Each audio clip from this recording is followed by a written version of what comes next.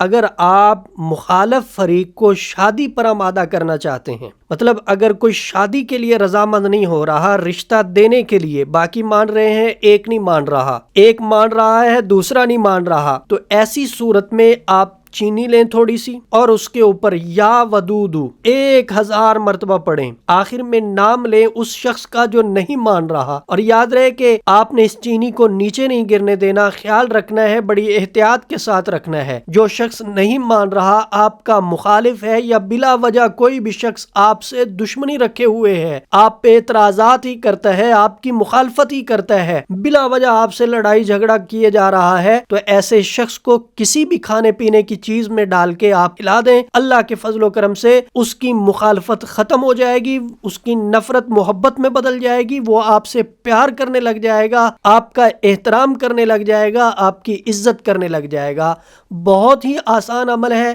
اس عمل کو اپنے استعمال میں لائیں اور لوگوں کی مخالفت کو ختم کریں، دشمنوں کو اپنا دوست بنائیں۔